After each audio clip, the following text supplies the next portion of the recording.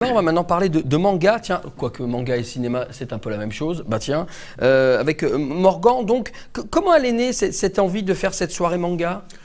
Je pense que le manga a vraiment un fort impact auprès du jeune public, des adolescents et même des jeunes adultes.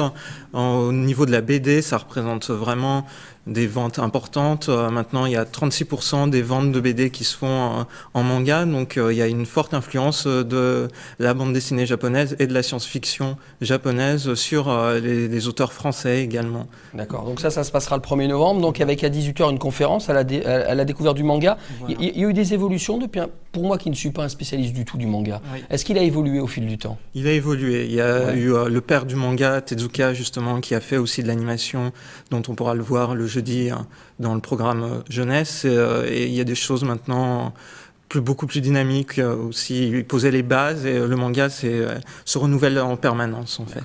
Là, on voit des images depuis tout à l'heure, hein. C'est en fait des images de cosplay. Expliquez-moi. Oui, parce que pour la première fois, les Utopiales vont accueillir un concours de cosplay. Alors, ce sont des personnes qui se costument en personnages de dessins animés, de mangas, et qui incarnent leur héros sur scène au cours de prestations de 2 à 3 minutes. Tout le monde peut venir ou ça fait vous êtes c'est simplement réservé à les gens d'un club?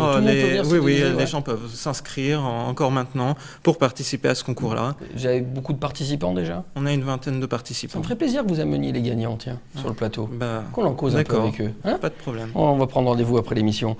Et puis bien sûr, projection de manga le soir, à partir de 20 h 30. Hein, voilà, projection à partir de 20 h de séries d'animation japonaise. Voilà.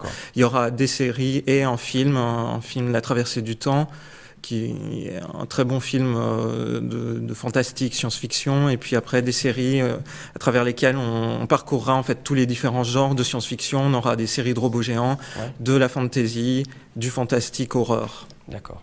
Merci pour donner beaucoup. en panorama. Donc on le rappelle, soirée Mangatan, ce sera le 1er novembre.